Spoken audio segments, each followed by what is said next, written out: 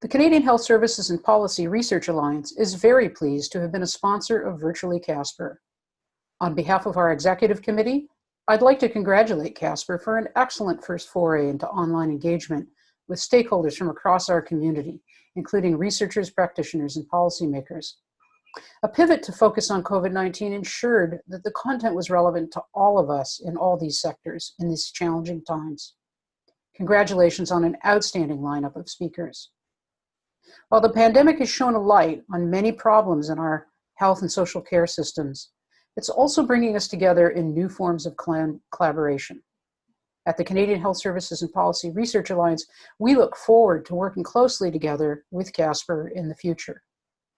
In the words of BC's Provincial Health Officer, Dr. Bonnie Henry, be kind, be calm, and be safe.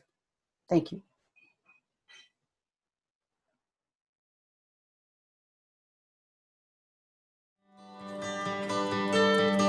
I've been studying immunization for over 2 decades now, and I've come across a lot of challenges in issues of vaccine hesitancy, issues of recording data and having accurate information on immunization coverage. Sort of serendipitously, I was having a conversation with a mother in a park one day, and she complained to me about those yellow cards you have in Ontario that you use for storing your immunization records. She said she couldn't keep track of them. She had a couple of kids, and every time she went to the doctor's office, she had to get another one if she forgot them.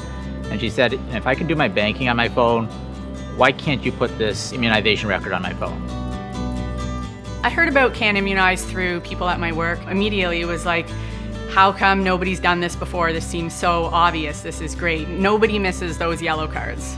Can Immunize app is really simple to use. You open it up, you can create a record for yourself, for your kids, for any other dependents in your family. You click on the vaccines you're supposed to get and you just click on when you got them and you put in the dates. It's really that simple. We work very closely with Ottawa Public Health, and in Ontario, parents are responsible for reporting their immunizations to public health. When my son was starting to go to kindergarten, instead of having to photocopy or fax the yellow card in, I was able to just click one button on my phone and it went directly to Ottawa Public Health, and they informed the school that all his vaccinations were fine. To have those kind of things at your fingertips in an app, that's huge for families. This is the future. Digital technology has transformed healthcare. Maybe the answer is to actually empower people. Maybe the solution resides in giving individuals control over their own health information. I believe that Canada Health InfoWay's Access 2022 initiative and Can Immunize fundamentally share the same vision. There really is no option. We have to figure out how we work with this revolution in healthcare.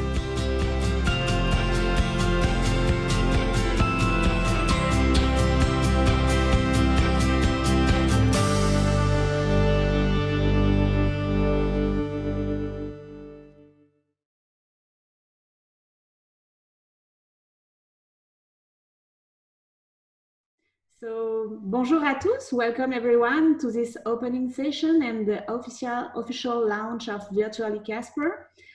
This session is entitled COVID-19, What Have We Learned and How Has Healthcare and Research Changed? I want to begin by acknowledging that we are on indigenous lands. We need to respect the treaties that were made on these territories, acknowledge the harms and mistakes of the past, recognize the ongoing present-day colonial violence that is faced by indigenous peoples within healthcare, education, justice, child welfare, and government systems, and we dedicate ourselves to moving forward in partnership in the spirit of reconciliation and collaboration. We are very thrilled to confirm that the entire series of sessions for Virtual Casper has sold out, will be more than 1,000 people, and we welcome all of for today's session. So Virtually Casper is a new initiative that will continue in the future with other exciting remote sessions throughout the year to further complement the annual conference. If you are not already a member of Casper, we encourage you to join or renew your membership, as there will be future remote events and activities that will be exclusive to Casper members only. With the declaration of COVID-19 as a pandemic, the demands on the healthcare system changed virtually overnight. The dramatic change that have taken place in the delivery of care related to the novel coronavirus have led to meaningful lessons for us. Lessons that, if we learn from them, will inform how the future of healthcare and health services and policy research will evolve now and into the future. First, I would like to thank our sponsors. The sponsors of this opening session is the Canadian Health Services and Policy Research Alliance, CHESPRA, and Canada Health Infoway. Also, before starting, I want to say a few words to thank the two builders of this virtually Casper. You may remember that Maggie, our executive director, joined the team of Casper early in January. We were finalizing all the details for Casper 2020 in Saskatoon when she jumped in, but the pandemic arose. Maggie navigated through the crisis incredibly well. With the Casper board, we took the hard decision to cancel Casper and to make one virtually. We had 2 months to organize this virtually Casper. Maggie did it with a masterful hand in a so short time. If we were in a face-to-face plenary session, and I would invite you to applaud her, but time has changed. Maggie, please listen to our virtual applause. Another person worked very hard to organize this virtually Casper. She's our administrative and technical pillar at Casper. For the past 15 years, she had been managing Casper, organizing our conference, and she knows everything about Casper. She worked very hard to test many web conference platforms. She prepared the material and set everything to make speaker and moderator feeling comfortable. So thank you so much, Sally. It's a real chance and pleasure for the board to work with Maggie and Sally. So for the logistic aspects, participants may write questions using the Q&A option at the bottom of the screen during the session. We will monitor the question and we'll do our best to ask many as possible during the Q&A session. You may upvote the questions as well. All questions to be considered for the Q&A session may be posed using this feature only. We invite participants to pose questions in both English and French. French question will be partly answered in French. The chat feature will be disabled while the panelist is presenting, but the chat will be made live when Q&A period begins. So only to allow communication between participants. The chat will not be monitored for speaker questions. So for sure, we ask participants to observe respectful communication in both the Q&A and the chat features during this session.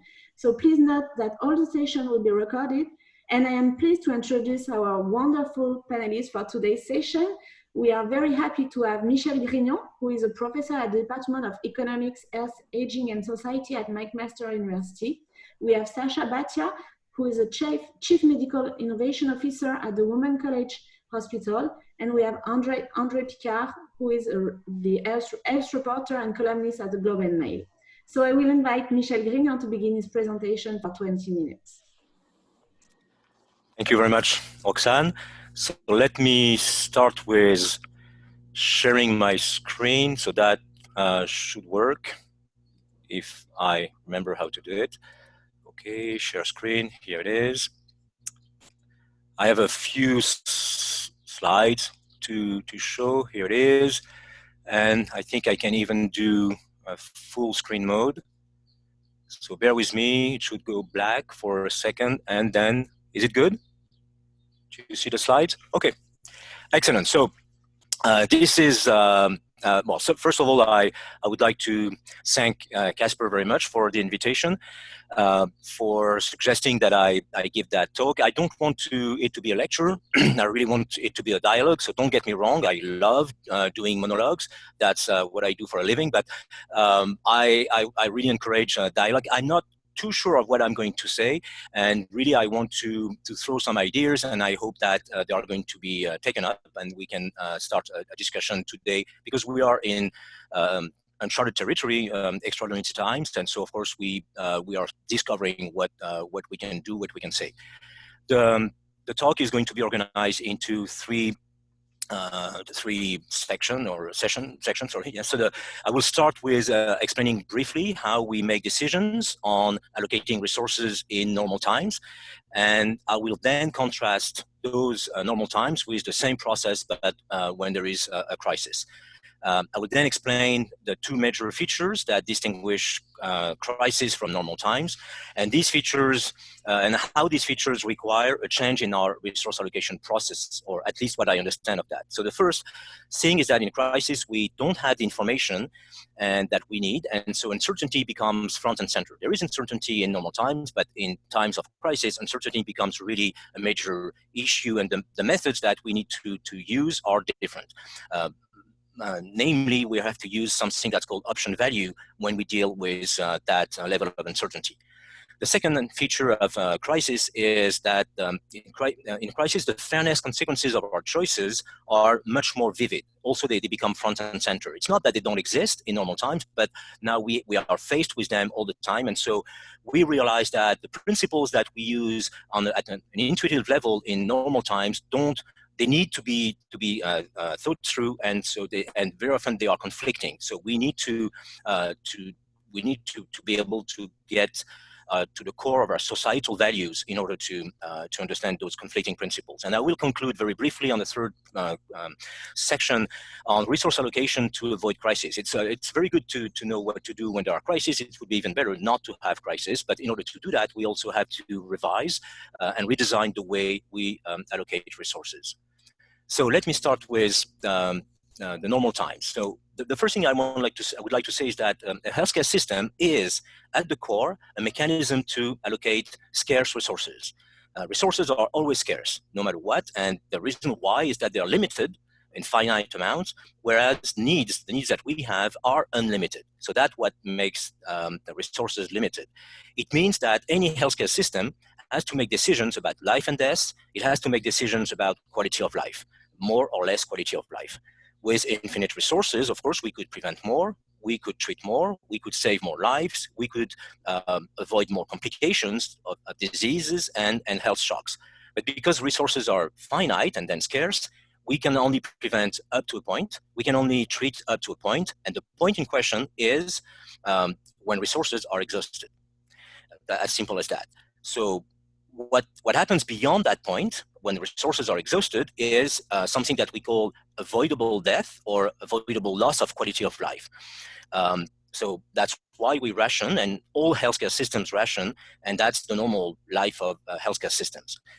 Rationing always generates avoidable deaths or avoidable adverse events. And what I would like to insist on, something avoidable here means counterfactual. So it means something that would not happen if the system were different, if the system were better financed, for instance. But a counterfactual is not a realistic benchmark. It's something that we create in our minds that we have to oppose to the reality that we observe. For instance, what we do is we measure the effect of the way the healthcare system works and is funded using a tool that's called the potential years of life lost, PYLL. The definition provided by the OECD is the following. You have it on the slides. So in a sense, it says that you count the number of years of life that are lost when somebody dies, but you have to have a benchmark, and that's what I'm calling the counterfactual. You have to say everybody should live until they reach 70 years of age. And so what happens after 70 years of age is not really a loss, but anything that happens before 70 years of age is a loss. That's an intellectual construct. That's the counterfactual. That's not something, it's not a realistic benchmark. Now, once we have that and we know that the consequences of that, and I insist on that, we ration all the time, and we have PYLL in Canada. There are PYLLs everywhere in the world. No system has zero PYLL. So how do we do that? How do we ration? Well, we have two ways of doing that. The first one is to make some resources available, but not all. And this is the logic of decisions of coverage, for instance, based on health technology assessment. Another way to do that is to make resources available to some individuals, but not to all, not to everybody. And that's the logic of bedside medical decision making. So it means, for instance, who on the waiting list will access the treatment, or which patient will receive angioplasty versus therapeutic treatment for AMI. In both instances, and I think that's the key point here, in both instances, what we do is we use a variant of expected benefit relative to expected cost. And the key word here is expected. So we rely on the average. We have tons of experiments that we have run in the past, and we know that on average, that treatment should yield that level of benefit and cost that level of that amount of money. So for instance, in health technology assessment, we take the average benefit of a treatment, which means the benefit average across all benefits accruing to participants to an RCT, or the benefit resulting from an intermediary outcome average across participants to that same RCT. And we compare it to an estimated cost, which can also be an average on the population, or it could be more, let's say, the most reliable figure that we can think of. In bedside medical decisions, we do the same at a more intuitive level, but we do the same. We also use an expected benefit and an expected cost to make the decisions at the margin on who is going to receive what. So, okay, so that's let's say the very brief description of what we do all the time without even thinking about it and generating those PYLL. So we ration based on averages and expected values. Now, when we move into a time of crisis, something happens, and that thing is uncertainty. So of course, uncertainty is not specific to times of crisis. In normal times, we also deal with uncertainty a lot. So for instance, if we conduct an RCT, we know very well that we sampled some patients, and we don't, this sample might be different from another sample. So we need to have, we need to use the central limit theorem, and we need to say that our average value comes with a confidence interval. We do that all the time. On the cost side, we also know that sometimes also it's based on a sample, sometimes it's based more on expert saying, and we know that it comes with a level of credibility or reliability, and we need to test for that. What we do is we use sensitivity analysis. So we say, let us change the values of the parameters of the costs that are provided by our experts, and let us see what happens. So again, we do that all the time. My point here is that these two methods, the statistical inference and sensitivity analysis, do not work properly when the values of crucial parameters are truly unknown. What I mean by truly unknown is that they do not exist. They are in the making. And that's what happens when there is a crisis such as a new infectious disease, a pandemic. We don't know most of the values of the parameters because they are just being created before our very eyes and in real time. That's one thing. And the other thing that is important also is that there are some irreversibility costs. It means that if we make a decision today, it may have consequences that we are not going to be able to compensate for or reverse. So it is irreversible. And of course, a pandemic of an unknown virus fits the bill of those two things. So let me take a very simple example here. Let's say we are a government in March for Canada or February in Europe, and we have to make a decision on locking down the economy or not. Locking down, of course, has economic consequences. It is estimated, forecast, that the current lockdown decisions will generate a decrease in the Canadian GDP by 3%. So again, if we use a counterfactual, it is a cost of approximately 5% to 6% of GDP, because we were expecting an increase in the GDP by 2%. So minus 3 means a difference of between 5 and 6. Now, this is approximately $100 billion. So the true cost of the lockdown, of locking down the economy, is $100 billion. Now, we need to think, how many lives are we going to save through the lockdown? We have some models. Some models say we are going to save up to 220,000 lives. Fair enough, that's good. If we do that, then we come up with an incremental cost effectiveness ratio, so the cost per life saved of $450,000, which is acceptable to most people. Okay, so on average, we estimate that to spend $450,000 for a statistical life is okay. We can, well, let's say the threshold that we use very often is around $4 million. So we are well below the threshold now. Now, of course, that's it's all based on parameters we don't know. We don't know what the R0 of the disease, of the virus is. We don't really know the fatality rate. We know that in some countries it's 3%, some other countries have 10%. So obviously it depends. It's not a specific characteristic of the disease. It's a combination of what the disease is, what the virus is, I mean, and what the reactions from society are. And so we are going to discover those things are as they are moving.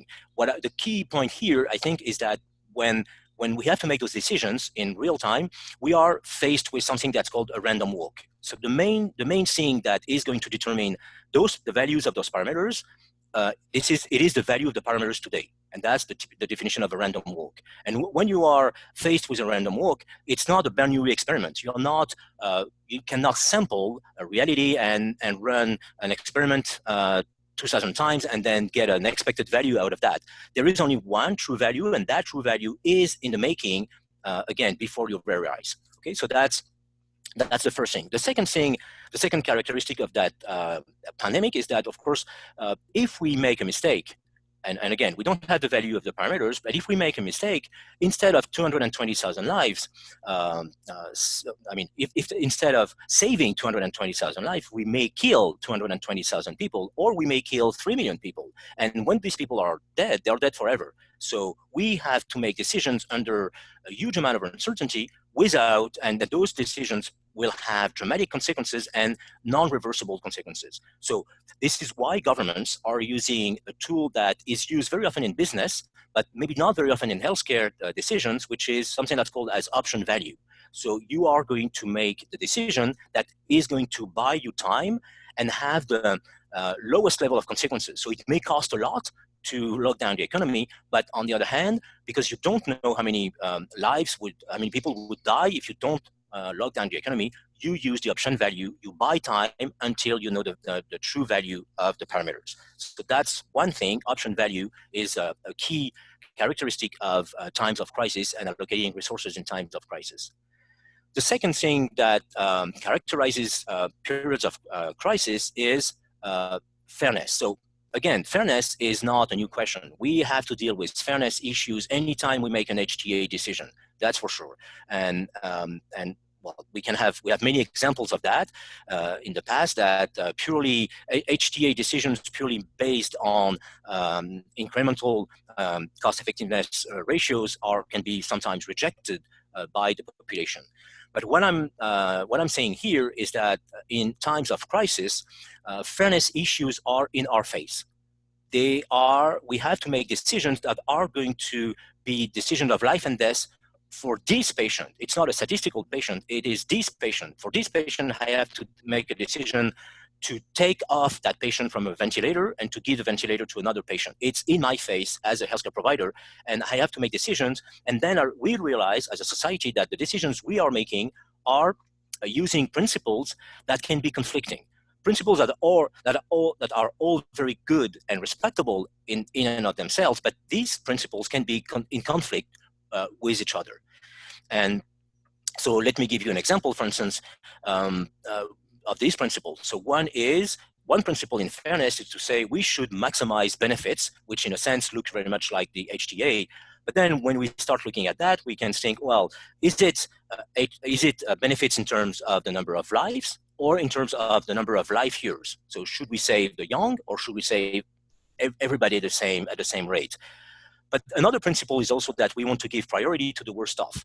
Now, if the worst off are also the least able to benefit, we have two conflicting principles, and how do we make a decision between those two principles? If you add to this an instrumental principle that says we should give priority to those who will be or have been of highest benefit to others, so typically, for instance, healthcare providers, past or present, or even future, we can give priority to medical students, then you add a third principle that can also be in contradiction with the first two principles. Now, I don't think it would be fair, again, to ask our healthcare providers or even our governments to make those decisions, to choose on the fly between those conflicting yet equally valid principles. And so we need a tool to elicit societal values regarding those trade-offs between principles. There is one way to approach that, which is the experiments that are run by economists, where we subject participants to experiments to a series of choices and trade-offs, and then we try to make them reveal their preferences through those experiments. I think there is another approach to that, another approach that I think makes more sense, which is to have let's say, to explore values and to allow those societal values to emerge from a deliberation and maybe even to be built through a deliberation. What I'm trying to say here is that I'm not sure that preferences pre-exist choices in those fairness discussions. More often than not, we are building those preferences as we are making the choices. And so that's why deliberation can be more fruitful than experiments, because we don't, in deliberation, we don't need to make that assumption that people already have their own preconceived preferences about fairness. I would like to give an illustration, and we are very fortunate in Canada to have a pioneer of those more than experiments, those deliberation, and the Nova Scotia Fairness Dialogues, piloted by and created by Dr. Yukiko Asada at Dalhousie University, is a perfect illustration of what I'm trying to say, and what I think is a tool that we should use in times of crisis to make decisions on fairness in allocation of resources. So let me give you here a very quick summary of the different ways. That's something I mentioned already. So it's a two-way tables of the different ways you can try to elicit societal values. On the rows are the rules of communication. So you can ask people to justify their choices or not. Okay, so that's the first row is you don't ask people to justify. The second row is you ask people to justify. And on the column side, you have, is it interactive or not? The first column is you make the assumption that people know exactly what they prefer, the principles they prefer, and so you don't ask them to communicate with anybody else. They communicate only with themselves. So that's opinion surveys or questionnaire-based experiments. The second column, you ask people to deliberate, and when you ask people to both deliberate and have clear rules, rationales for why they prefer a principle rather than another, then you have something called a deliberation. So those deliberations are conducted in the fairness dialogues in Nova Scotia. An important point here is that those dialogues are conducted in small groups, but the key point is that, again, you have to have some kind of a fictive situation. And so here they are using Troutdale, which is not an actual town or city in Nova Scotia. It's a fictitious one, so it's not your town, so you're not emotionally linked to it, but it's close enough to where you live, to your community, so that you can relate to it. So because it's not your town, you're free to create something new, and you're free, in a sense, to elaborate the rules of a new society, a new community in which you want to be, that will abide by some principles that will have emerged from the deliberation. So my conclusion is that in time of crisis, we need to know our basic principles, those that guide our decision-making process, and we need to think of innovative tools to maybe not only elicit, but also build those principles. And let me now move to the last section, which is going to be shorter. How am I doing regarding time? Am I still okay?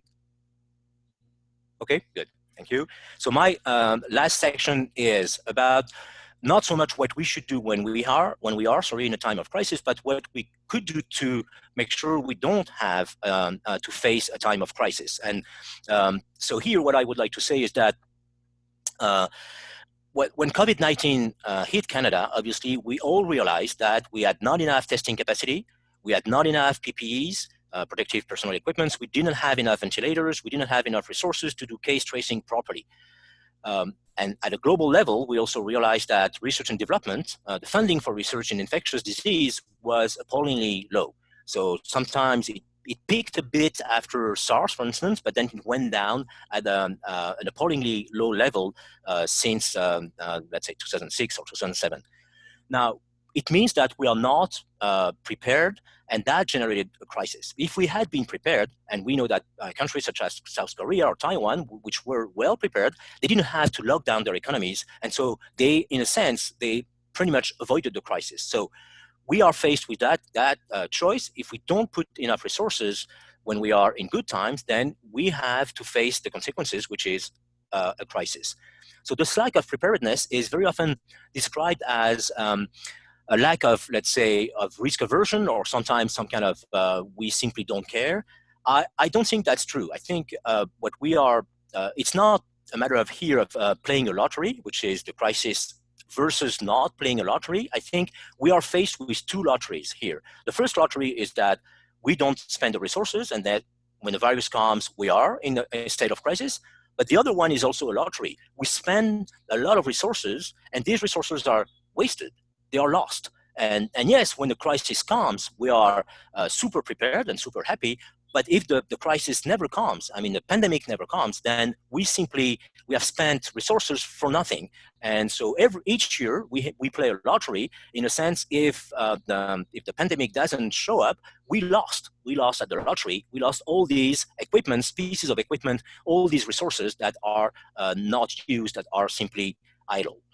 So what I'm trying to say here is that we have a very simple, maybe simplistic way of defining waste, of defining efficiency, and it is simply don't waste resources. I think now with that crisis, we need to have a different way of thinking about it.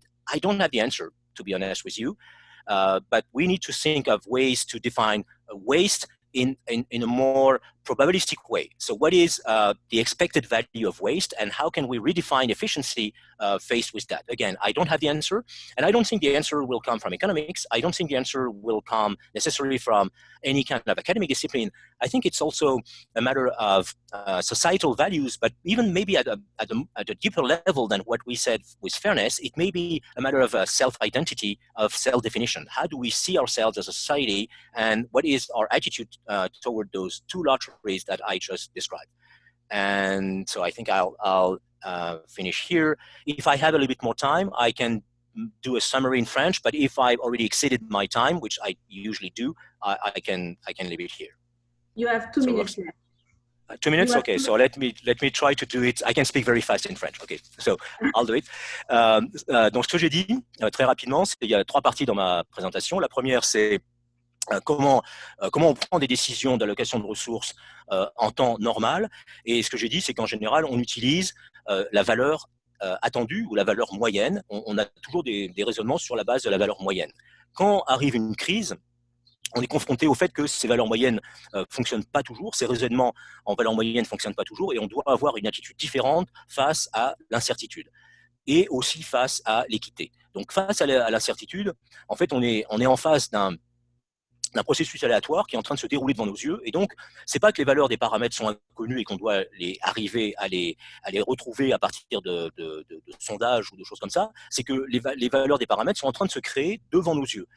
Et donc, on sait aussi que si on prend la mauvaise décision, ça peut avoir des conséquences irréversibles. Et donc, ce qu'on doit faire, c'est qu'on doit utiliser, je ne connais pas le terme en français, option value, qui est donc une façon de prendre la décision qui va avoir le moins de conséquences maintenant pour gagner du temps, et en gagnant du temps, avoir une meilleure idée de ce que sont les véritables paramètres de l'épidémie.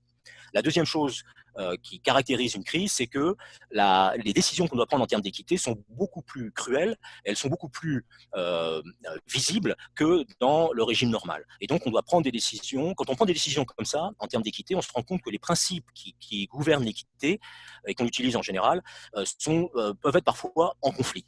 Dans les périodes normales, on fait ça de manière intuitive et implicite, donc on ne s'en rend pas compte. Dans les périodes de crise, ça devient tout à fait explicite. Et donc, il faut qu'on ait des outils pour arriver à déterminer ce que sont les principes, les valeurs sociétales sur lesquelles on veut accrocher ces principes. Et ce que j'ai voulu détailler, c'est qu'à mon avis, ces principes-là, ils ne sont pas préexistants, ce n'est pas des préférences qu'on a. Ces principes-là, on est en train de les construire, on doit les construire, et il faut utiliser un outil qui s'appelle la délibération. Et j'ai donné un exemple, j'ai dit qu'on a la chance au Canada d'avoir une des pionnières de ce genre de travaux, le professeur Yukiko Asada, qui est à l'université de Dalhousie et qui mène ce qu'elle appelle des fairness dialogues, qui sont exactement ce genre d'outils qui peuvent nous permettre de construire nos valeurs sociales. Et ma dernière partie, c'est de dire que on peut aussi prendre des décisions d'allocation de ressources pour éviter d'avoir des crises, et que contrairement à ce qu'on dit, c'est pas tellement c'est pas tellement en termes d'aversion pour le risque ou pas, c'est plutôt en termes on doit jouer 2 loteries. En fait, il y a une loterie où on se prépare pas, et si la crise arrive, si la pandémie arrive, on est en crise, contre une autre loterie qui est tous les ans, on dépense des ressources qui sont juste inutilisées, gâcher. Et ce que j'ai dit, c'est qu'il faut qu'on ait une nouvelle définition de ce que c'est que le gâchis, une définition probabiliste de ce que c'est que le gâchis. Je n'ai pas la réponse et que je pense que ça, c'est encore même plus profond que les valeurs sociétales liées à l'équité. C'est presque des décisions qu'on doit prendre en termes de notre identité, de ce qu'on veut être comme collectivité et comme communauté par rapport à ces deux risques. Et voilà. Merci beaucoup. Merci beaucoup, Michel. Merci beaucoup pour cette première présentation sous l'angle économique.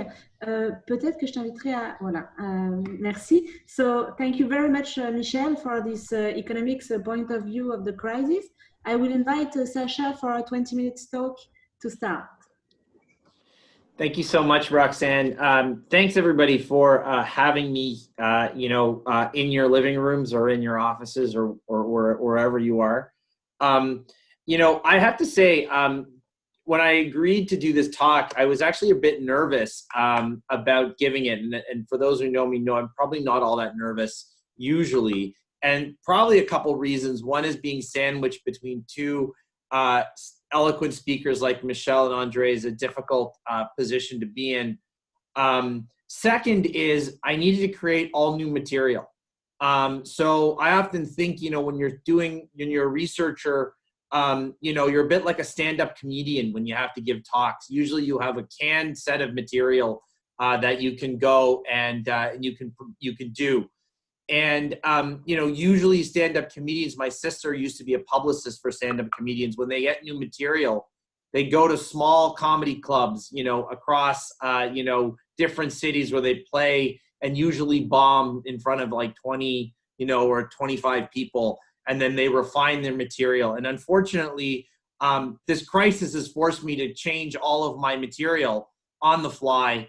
And as a consequence, instead of presenting it, at local rounds, my first time I'm presenting it is in front of, I think we're at 528 participants. So the only good news about it is if you don't laugh at any of my jokes, I can't tell anyways because I'm in a room by myself. So why did I have to change all of my material? Well, I did because as those of you who know, I study how health systems innovate and how they change.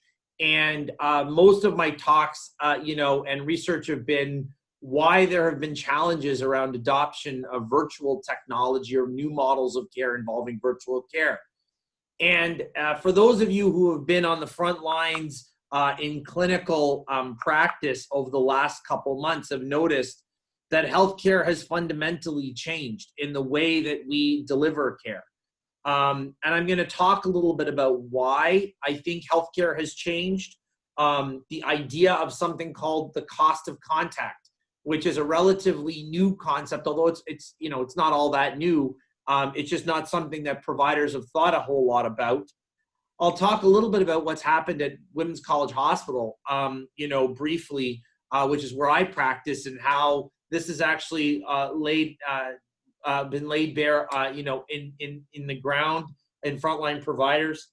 Kind of what have we learned, and how to make this new way of care permanent, which it ultimately, I think there is always risk that if we don't set up some rules and set up this in the right way, that we're going to go back, backwards and potentially be worse off than we were when we started.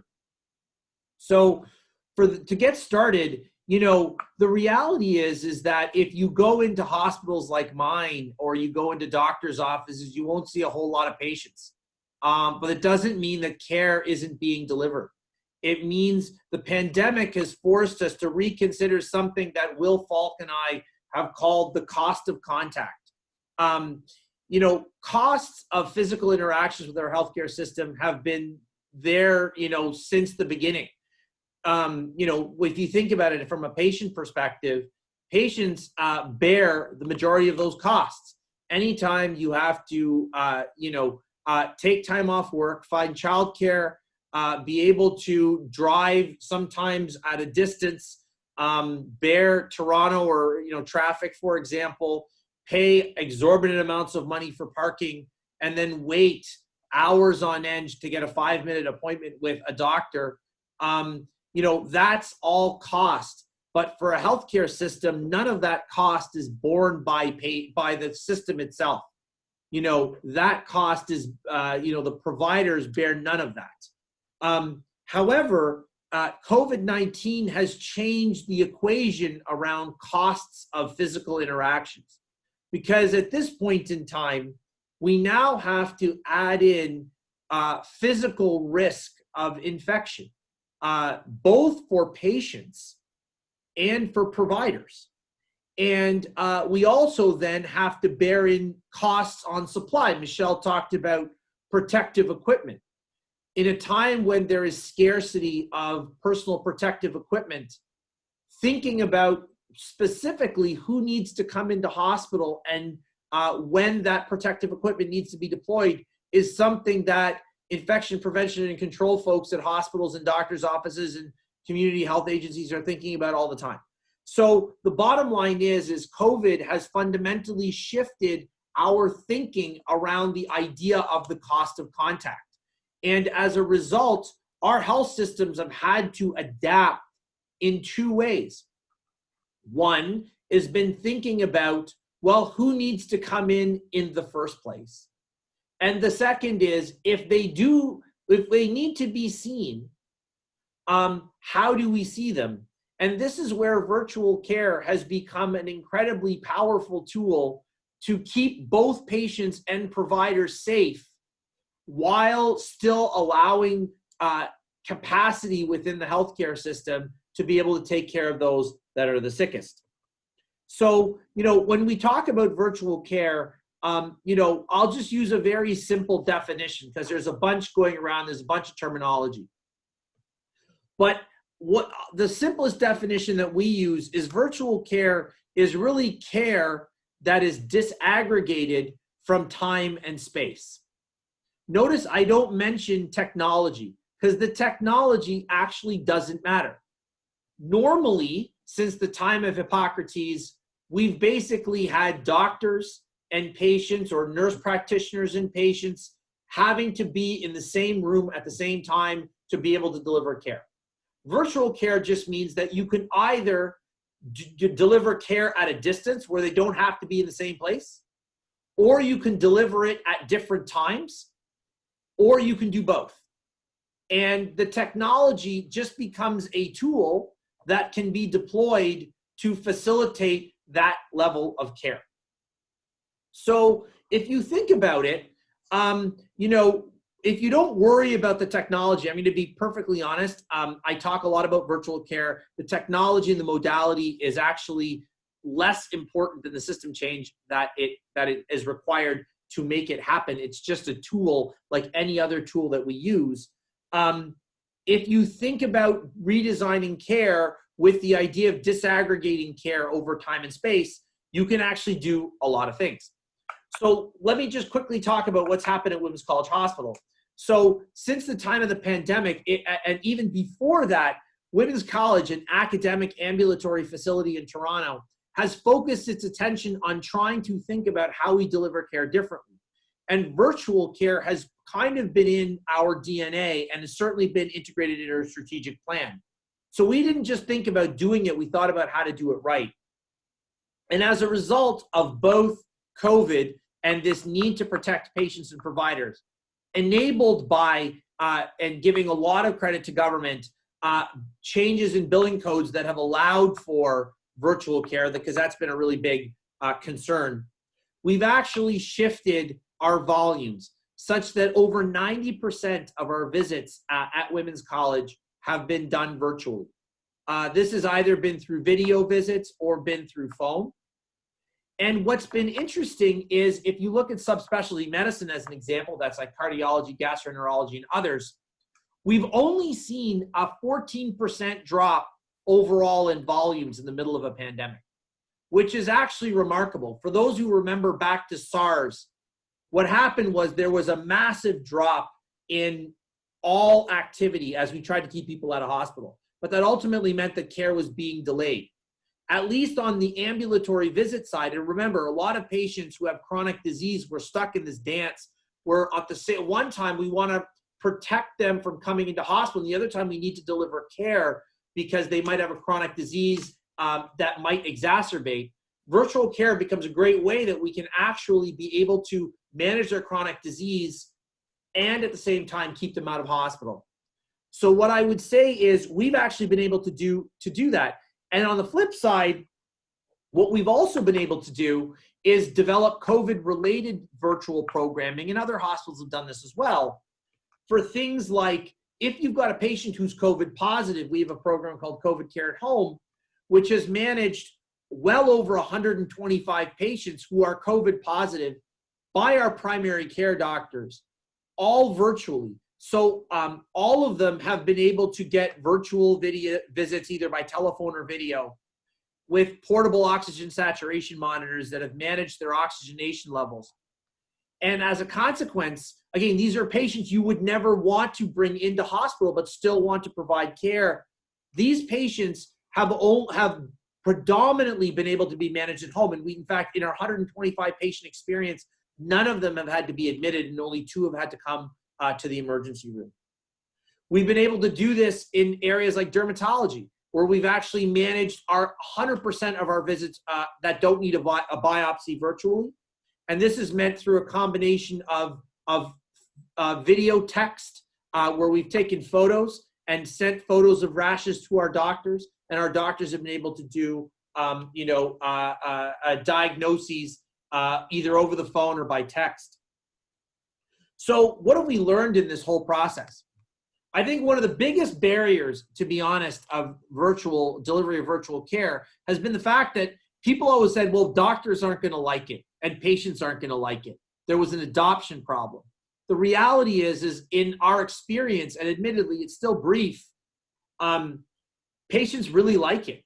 I can say when I deliver care virtually, the majority of patients are very thankful that they get a physician being able to connect with them while at the same time and providing them care, while at the same time also ensuring that these patients are kept safe. Providers actually have liked it as well. And again, part of this is the calculus that they make to say they know that they're not going to be put at risk of developing or catching COVID. So I think that the fact is that the major barrier that I had seen and had been dealing with for a number of years as we proselytize virtual care has been the issue around provider and patient adoption, which effectively has gone away in this pandemic. But does that mean that the challenge is done? The answer to that question is not really. Because again, I think the costs of care or the costs of contact are going to change over time. Even before we have a vaccine, there are going to be waxing and waning of this. There's already an interest in surging or getting back to business. And is this going to mean we're going to go back to the way it was? I personally don't think so. Although I can say at Women's College, our target has been 50% of the care, even in the recovery, to provide virtually. And there's a very simple reason for that. One is we need to keep our waiting rooms empty, or at least not as packed as they were, because again of the risk of infection. So there is a plan in place to still continue to provide care virtually.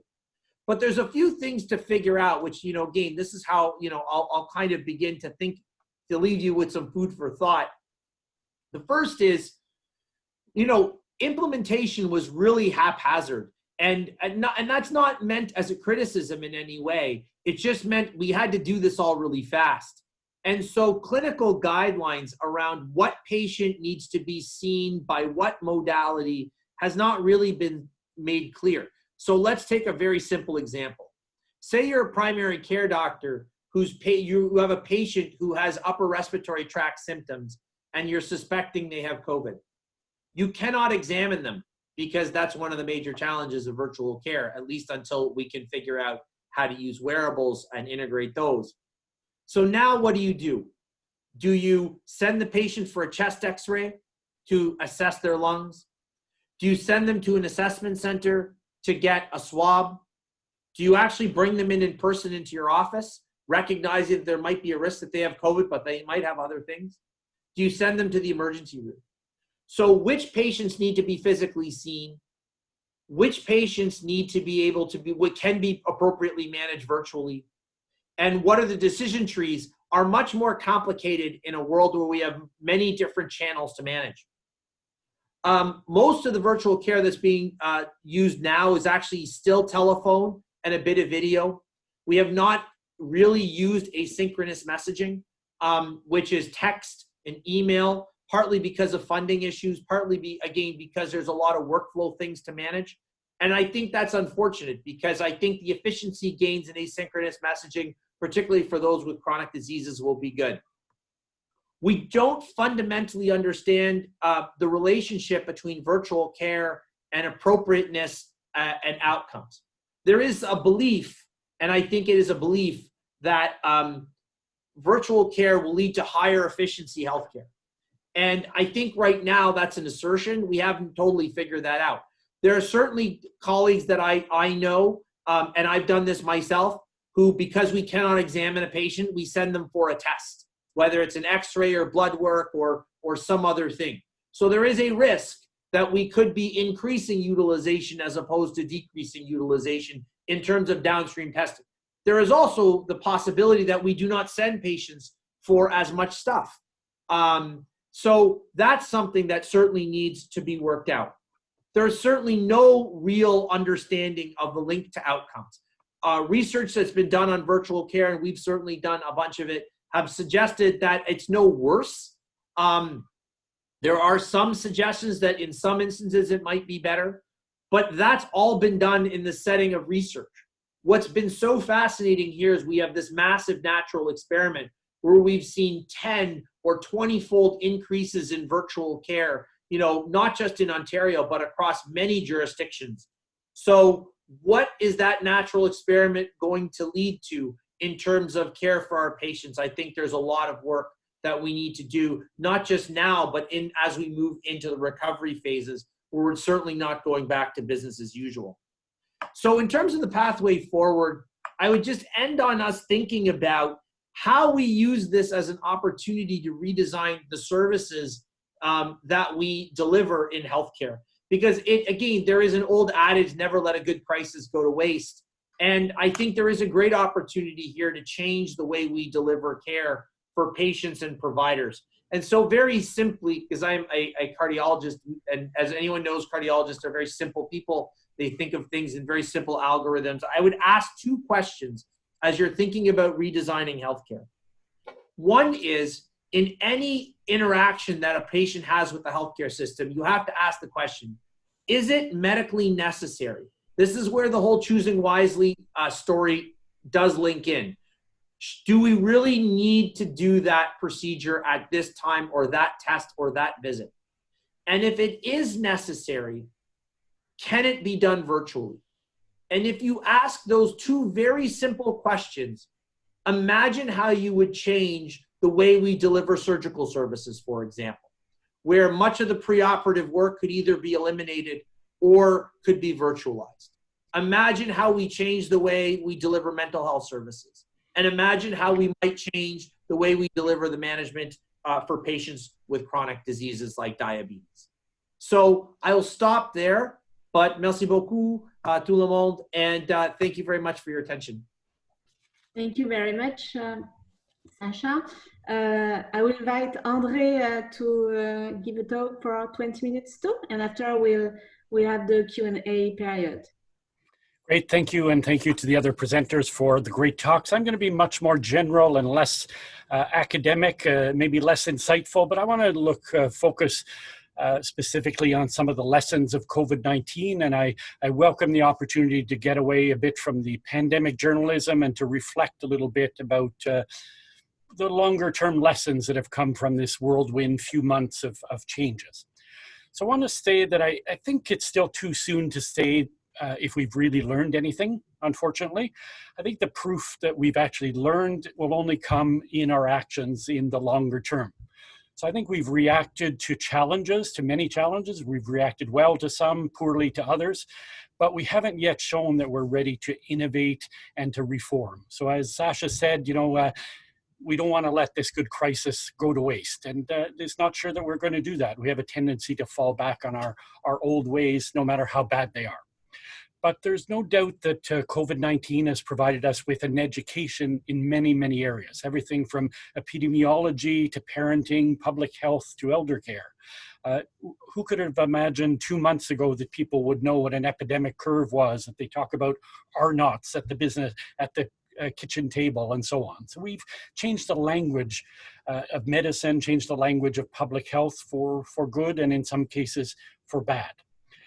But more than anything, I think the pandemic has served to shine a spotlight, maybe a magnifying glass on many of the long-standing weaknesses of our health system and to a lesser extent of our research enterprise. So what I want to do is talk about issues that have raised, and I hope you'll see these as things that you need to research as opposed to final thoughts or anything. I want to give you ideas for, hey, maybe we should probe this a little more. I think it's important to say that nothing we've learned is new, unfortunately. But we need to act on long-standing inadequacies that have become more urgent. And that's what a crisis does. It makes the problems we already have more critical. Now, because this group is primary interest is research, health services research in particular, I think it's worth noting that every one of the failings that I'll identify, and I think that many of you have identified, we should see those as opportunities to find solutions, opportunities to do research projects, and maybe even opportunities to revive some long neglected pilot projects, because in Canada, we do love our pilot projects. So hopefully the silver lining of this pandemic will be that it will remind us that at some point we have to stop dithering and we have to stop studying and we have to start implementing. And implementation is where we always fall down in Canada. We're masters of study, not so much the implementation side. I think it's important to note that the single most important factor in containing COVID-19 has been the speed of reaction. We live in a fast-paced world, and our healthcare system is still very, very slow to react to things. The countries that have weathered the pandemic best, Taiwan, New Zealand, Denmark, just to name a few, all have one thing in common. They didn't act perfectly, but they all acted very swiftly. In Canada, as I said, we're slow. We're painfully slow. We suffer the twin diseases of incrementalism and trying to please everyone. If you combine those two, do a mathematical formula, the answer is federalism. So we have the disease of federalism that slows things down as well. Now, COVID-19 has taught us that it's better to be fast and half wrong than to be slow and half wrong. And we're the country that, unfortunately, in COVID-19 has batted well above its weight. We're the 40th country in the world in terms of population. And the last I checked today, we're 13th in the world in terms of impact of COVID. So we're hard hit in large part because we're slow to react. And we have to remember that costs us every single day in our health system. So let me turn more specifically to what I've learned in the pandemic, or rather some of the things I've learned over the years that have been confirmed or magnified by this crisis. Now, for years, I've been saying that every problem we have in Canadian healthcare is structural and administrative. Any of you have heard me speak know that I harp on about this ad nauseum. The medicine in Canada is fine. We deliver excellent medical care. We do great plumbing, but it's the way we deliver care that's really profoundly flawed and outdated. And again, Sasha touched on that well. Our system is not really a system. And it's not a system because it's not structured or administered in any central or coherent fashion, either within provinces or nationally, and often not even within regions, and in places like Toronto, not even managed within the same street, University Avenue. So we've got to get that coordination piece a lot better. And again, the pandemic has underscored that.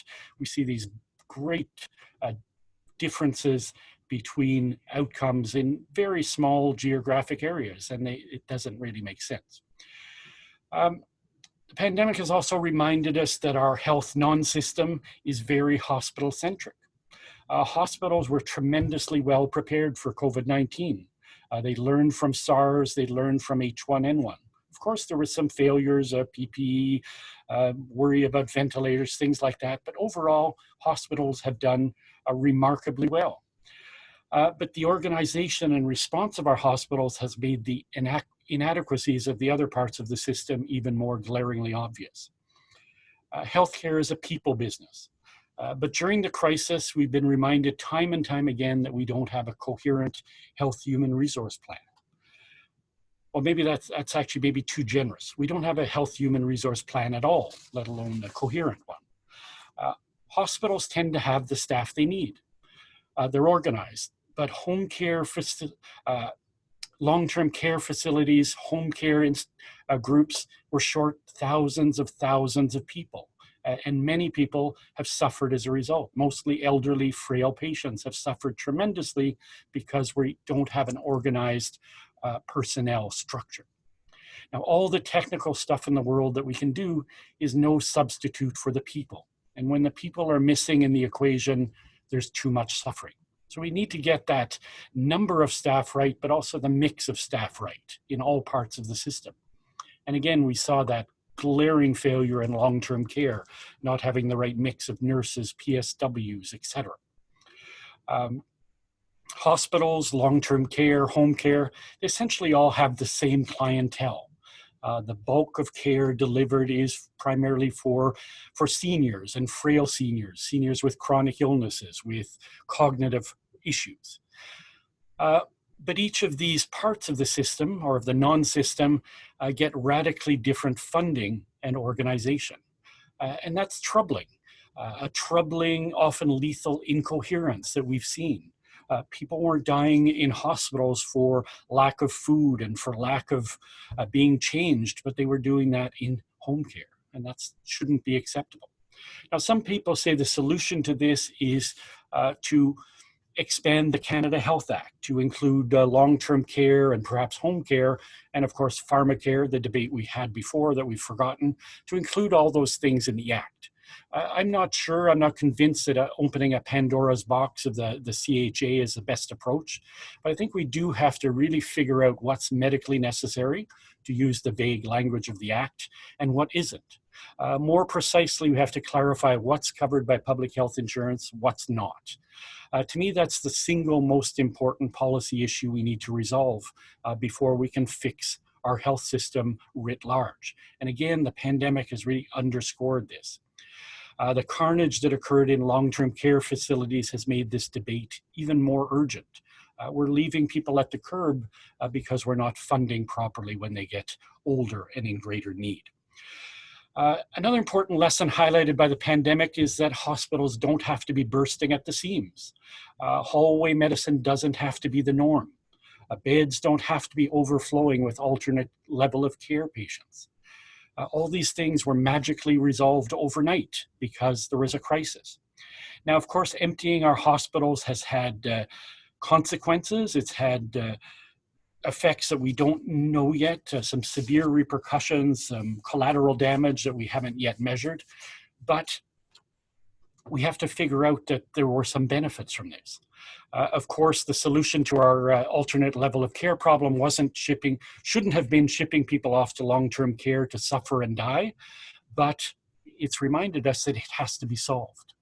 The backlog in elective and semi-urgent surgeries is massive, and surgeons aren't going to solve this problem alone. We're going to need health systems researchers to figure it out, to do things differently, maybe with virtual care playing a role. I'm really intrigued by what happened in our emergency departments. You know, where did all the ER patients go that sit there for 8 hours at a time every day?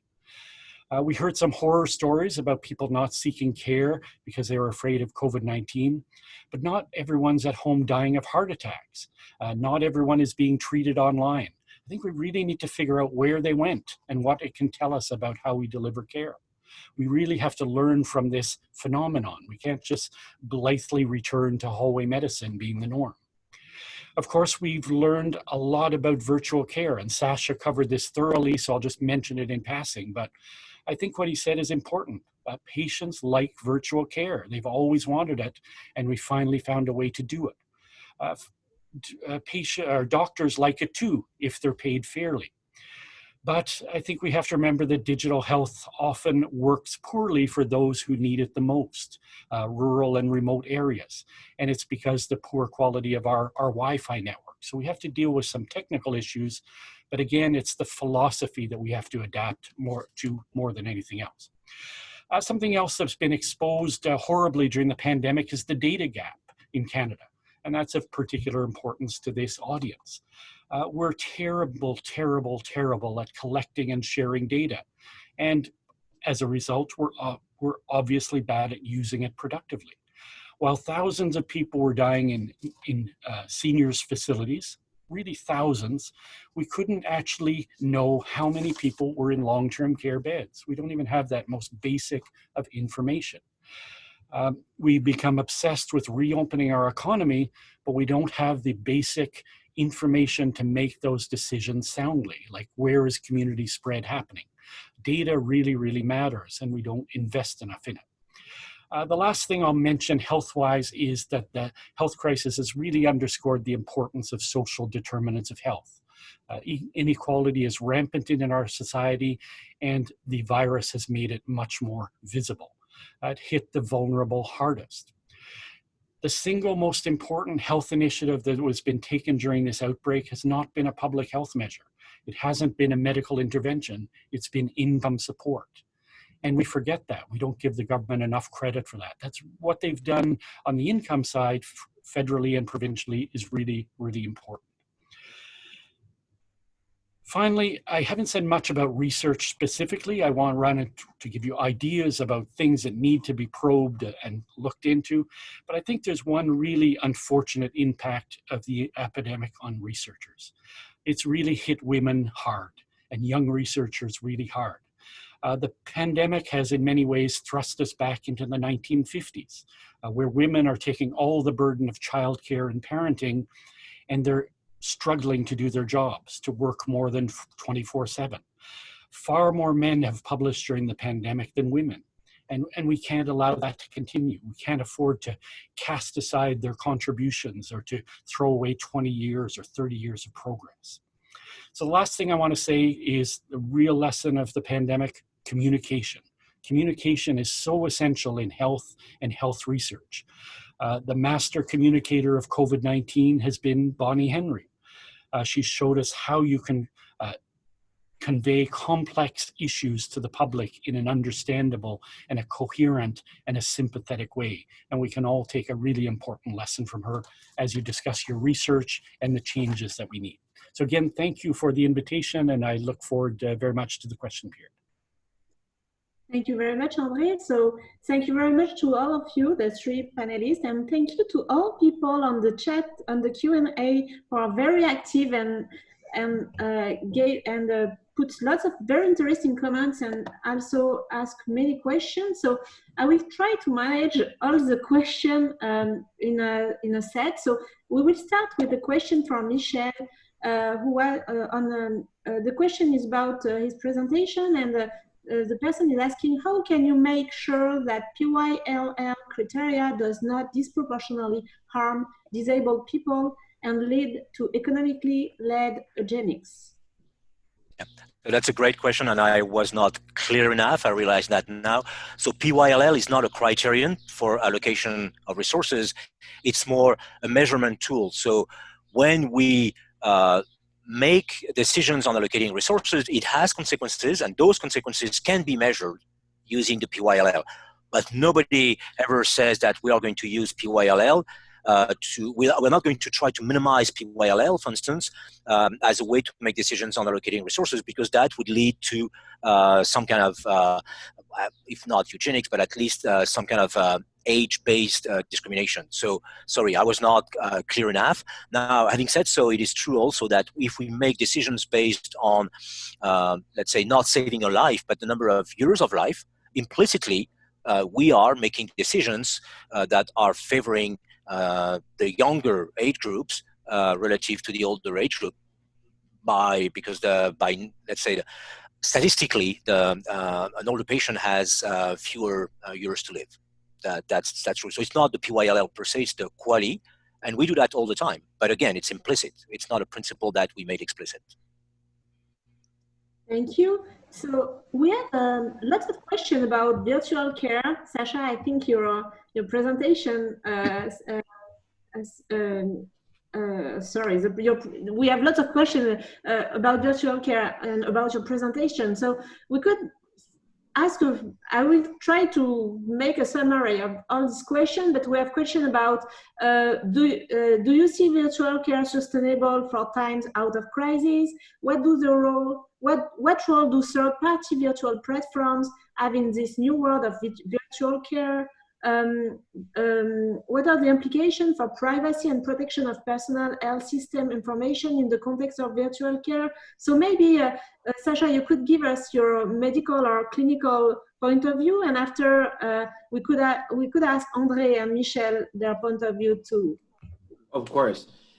Thank you, Roxanne, for the question. So, you know, I think there's a couple of things. So one is, I don't think that we are going back. I think, you know, because there has been such a swing to virtual across not just in Ontario, all of Canada and North America.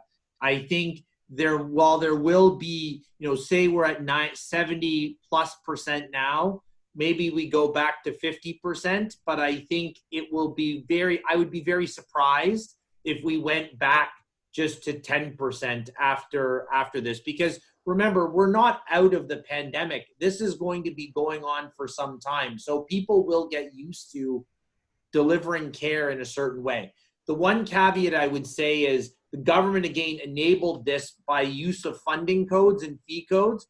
If the government decides, you know, provincial payers decide that they're going to remove those fee codes, well, you now create a disincentive to do it. Still doesn't mean I think it goes back all the way, but it certainly will hamper that. On third-party providers, look, I think they're great tools. They need to be integrated within the health system. It's a bit like walk-in clinics. Walk-in clinics can be very useful for people who have specific concerns and specific problems. But if the walk-in clinic becomes the default or de facto model of the way you get primary care, there are concerns about quality and about comprehensiveness and continuity. So all of these things need to be fed back into the healthcare system to ensure continuity. I mean, it's exactly what Andre was saying. You know, these tools can lead to and exacerbate existing structural problems. So this is not a technology issue. And then finally, on the privacy thing, this has been one of the major concerns about all technology. What I would simply say is we need to have an honest conversation with citizens about how data is used, about what level of comfort that they will have around sharing of data electronically, and ensure that we have privacy infrastructure put in place. The default cannot be the fax machine as the standard of care for privacy and security. It just is because we've deemed it to be so. So I think we need to have an honest conversation with patients and citizens about what comfort level that they have, and working with policymakers. It is certainly not an insurmountable barrier. Thank you. Andre, do you want to comment on that? Yeah, just a little. I think one of the most important things about virtual care is that it's really an example of patient-centered care. For far too long, care has been delivered for the convenience of the providers rather than for families and patients. So it takes out a lot of the cost of parking, the driving, the waiting. That's really the big benefit for people. And I think Sasha underscored that very well, that's a real advantage for people. The one little part I worry about is that the marginalized don't get more marginalized. People who don't have a laptop, who don't have high-speed internet, who don't have a fancy phone. We can't afford to just, you know, shunt them aside and say we're going to do everything virtually now. There has to be some balance there, ensure people can get the care that they want where they want it. Thank you. And Michel, about economics, what do you think about virtual care? My point on that is that I fully agree with what Andre just said, that it's not going to, virtual care is not going to replace all care, obviously, and for people who don't have access to a laptop, it's simply not thinkable. But it is going to supplement. It is going to become a much bigger part of what we are doing. The economic consequence, I think, is that it is going to be the death of fee-for-service, because it's almost impossible to control, to know exactly. I mean, it's easy to say a visit yields that amount of money. what do you do with virtual care? So if a doctor gives a phone call to a patient to know whether the patient did, did take their blood pressure, for instance, how do you pay for that? So we'll have to bundle up those healthcare delivery, and to say you are taking care of a patient for a given amount of time, and you can do that by calling them on the phone. You can do that by having a Zoom chat. We don't care. What we want you to do is to take care of that patient. You're going to receive a capitation payment, a lump sum payment at the beginning of the year to take care of that patient. And the way you do it, that's not our problem. So we are not going to pay you per visit or per service. So yeah, it's patient-centered, but if it is patient-centered, the payment has to be patient-centered as well. Thank you. So I will invite you to go in another aspect of the pandemics. We saw that pandemics increased in some point social and health inequalities. What about the long-term effects of increasing inequality with adverse health effects by a lockdown? Does one of you want to answer that? Well, I'll jump in. I think it's a really important question. As I mentioned in passing, I think it's the crisis, the pandemic has just magnified an issue that really existed before. So who's been hardest hit? It's low-wage workers, it's homeless, it's racialized workers. All of them didn't have the luxury of, locking down at home comfortably, like many of us. So it just really magnified, once again, these inequalities. Same with the economic aspect. Who's going to suffer most out of this? It's not going to be large corporations or the wealthy. It's going to be the guy who, works part-time in the gig economy. So we have to be careful to not, I really worry that the pandemic longer term is really going to exacerbate real health problems based on lack of income, lack of housing, etc. Thank you. I see Sasha wants to jump in now. Yeah, I would agree. I mean, I think the equity piece here is critical.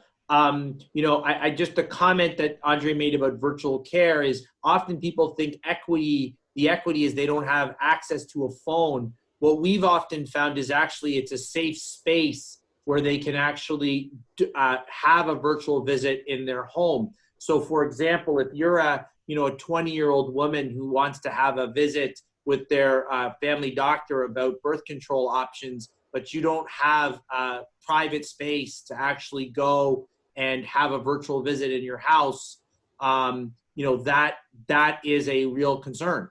And so the same thing, there's been a lack of private space. We've had people doing virtual visits from their car or when they try to get outside and go for a walk because they just don't have a space that they can do it at. So there's all these other equity issues that have, popped up. But I agree with Andre. I think, the intersection of health and social care has been something that we have really neglected in this country for a very long time. And it's not, if you think about those who died in long-term care homes or the other area that nobody's really talking about, which is congregate living, shelters, boarding houses and stuff, that's really where a lot of the COVID disease is present. And they're also the ones who bear the greatest brunt of our lockdowns. So homeless people usually during the day have places to go.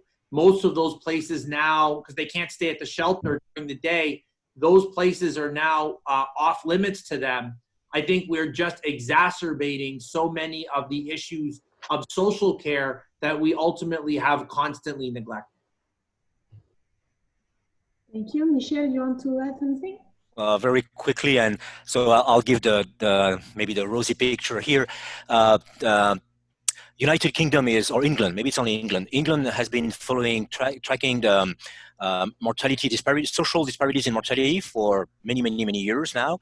And interestingly, the period of time where those inequalities in mortality were the lowest in England was during the Blitz. So it was 1940 to 1945. They had the lowest level of inequalities in mortality, social inequalities in mortality, and also, so I'm not saying we are in the same situation now, but what I'm seeing is possibly that this is war. We are in an economy of war, and we have to think big. And so England, what did they do after 1945? They created the NHS. They had all these institutions that really helped to control disparities in social disparities in mortality. And we may be in the same situation now. For once, we see that social inequalities are not acceptable. We see that the lack of a basic income doesn't make any sense. We see all these things, and so we may also benefits, quote unquote, from that crisis in having our society as a whole better organized and making sure we don't those inequalities that were implicit and were not too shocking are now shocking enough that we can really act on that and maybe make the right decision. Thank you. So we're still in the pandemic. We are not yet out of the first wave, if I can say, but we have question about pandemic in the future. So the first question is about, can you expand on what was key in the Scout 3 avoiding lockdown in your opinion? How did resourcing play a role? Also, do this country have any lessons around equitable or inequitable impact of their response? And we have a second question in the same domain, which is from Steve. And Steve say, if we assume that there will be another pandemic in the future, what does Canada must need to do if it wants to have Taiwan experience? What part of our healthcare system is most in need of fixing investment?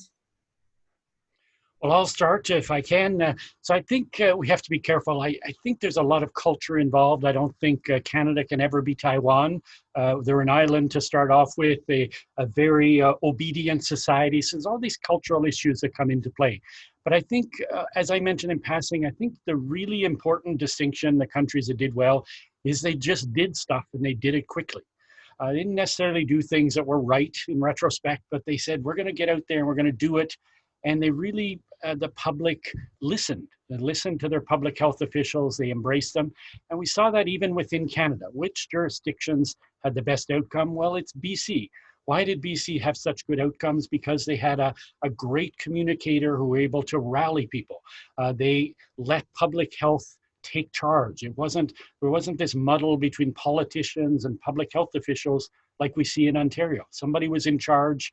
There was a clear message, and people reacted to that. So there's very simple techniques that allow us to address crises, whether it's a COVID or an earthquake or whatever. And I don't think we implemented those well in some jurisdictions. And we're paying the price for it in number of cases and number of deaths in parts of the country and parts of the world. Michel, Sacha, do you want to add something? Michel? I mean, I would say, I would agree with Andre. I think, one of the things that I certainly think, we make a couple of assumptions, and I think Andre nails one of them, which is we have one healthcare system. That's not true.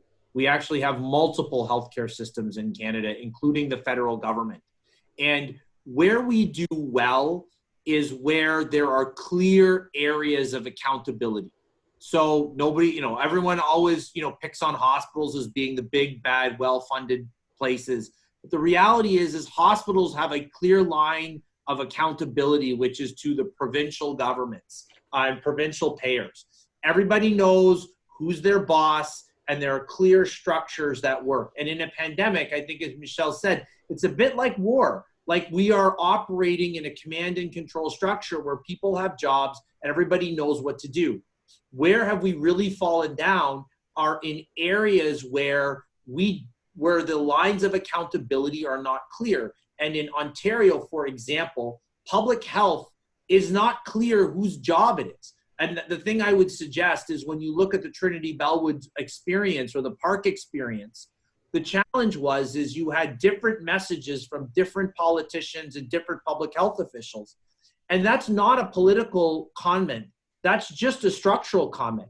Is the Toronto Public Health in charge? Is it the CMOH of Ontario in charge? Is the mayor in charge? Is the premier in charge? And that's been something that's existed. So if we're going to do this well, What we need to do is figure out where are the areas where we don't have clear accountabilities and kind of iron out who's responsible for what.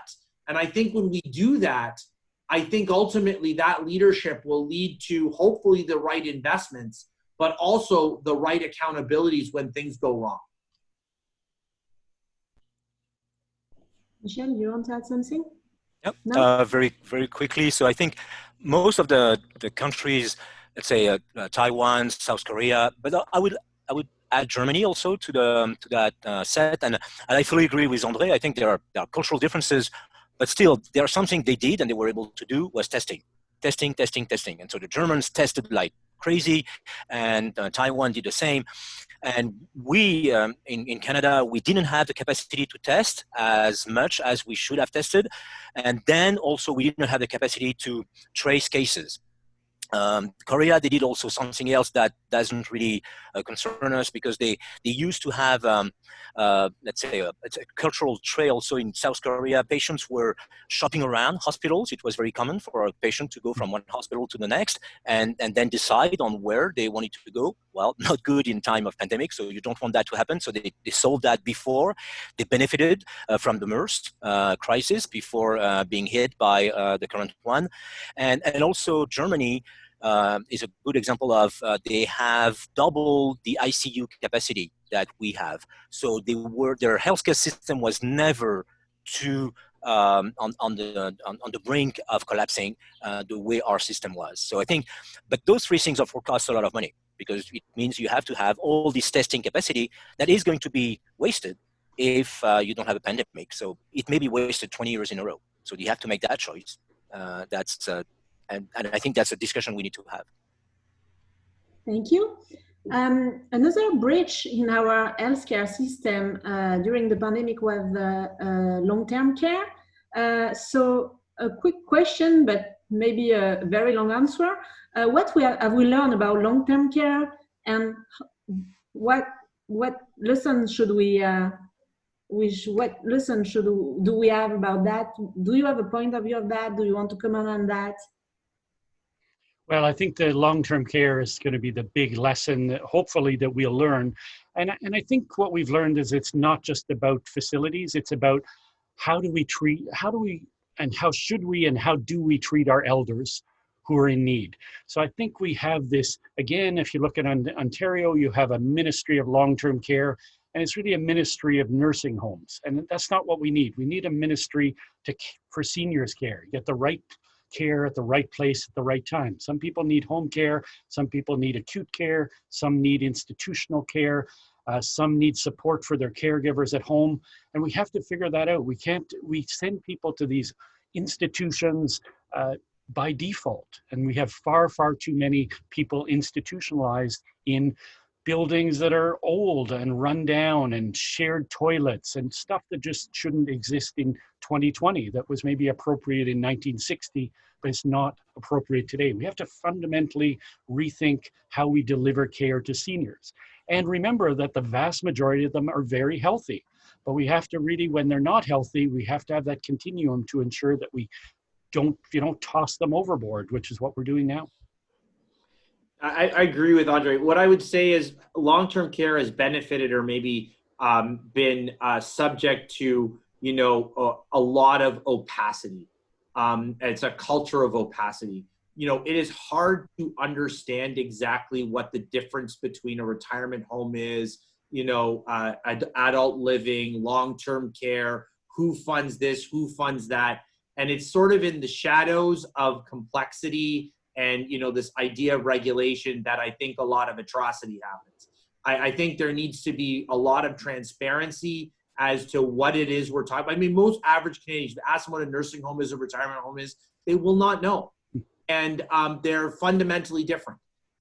Is it a real estate play? Is this a healthcare thing? There's a lot of questions, and in that, the devil's in the details, and without understanding what we're talking about, we allow these atrocities to continue to happen. So I think transparency, understanding who's accountable, and I think the lack of generalized accountability means we need to do, as Andre said, a rethink of how we take care of people. And I would simply say, even going back to the virtual care stuff, I think if you ask most people, they would prefer to live their lives at home as much as they possibly could.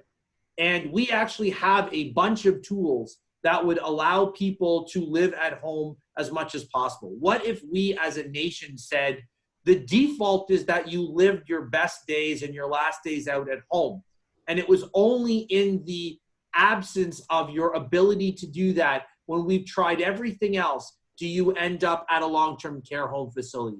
Because I can tell you that is not the current philosophy or state of affairs today. I think if we did that, I think you would see massive innovation, and I think much better care for people. Yeah, I think Michel wanted to react on that too. Put your mic. Yeah, thank you. Yeah, no, I agree. This is going to be the biggest question we have to answer. So from an economic perspective, I think I fully agree with Andre. We have too many people in long-term, in nursing homes or facilities, and people who could be in the community. And we know it's not that Canada is doing particularly poorly in that respect. We are in the middle of the pack, but some countries have way fewer people per population in facilities. So they manage to keep those people in the community, and we should be able to do that as well. The reason why we have so many people in nursing homes is that it's the funding, the way the funding is set. So if you are in a nursing home, you know exactly how much you are going to be, how you're going to be supported. If you choose the home care option, well, you're not so sure, and it's not going to be great. And so for some people, even though, as Sasha said, they would very much prefer to be at home, they can't stay at home because they don't have the financial support they would need to do that. So it's not working properly. So we need to have some funding, clear, transparent funding. And personally, I think a national insurance would work best to do that. We need to have clear funding for home care. Another thing that's important also, and I think we need to talk more about that, is we have a for-profit long-term care sector, and that does not make any sense. And the reason for that is that long-term care is a sector of activity where quality is notoriously hard to monitor, and it is also almost impossible to put into a contract. The quality of long-term care facilities is the same thing as pornography. It's impossible to define, but you see it when you can tell when you see it. And I think that's where we are now. So as a result of that, if you cannot monitor and if you cannot contract on quality, and you have for-profit institutions, what are they going to do? Well, they are going to scheme on quality, because that's how they manage to get a dividend that they can pay to their owners. Now, the key question is, why do we have for-profit institutions? The reason is that, of course, we didn't want to spend the money on investing in those facilities. So we said, the private sector, okay, please do the investment, and we'll pay you.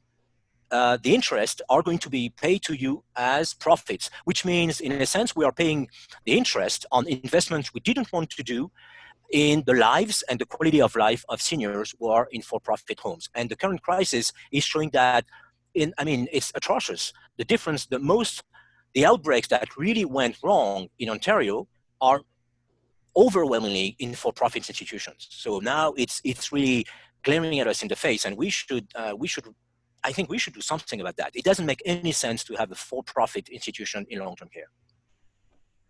Thank you. So we're running at the closing. We are close to the end. Can I ask you just one question? Very quick answer about what will be your recommendation for healthcare, for health services and policy research around the pandemic and the COVID-19?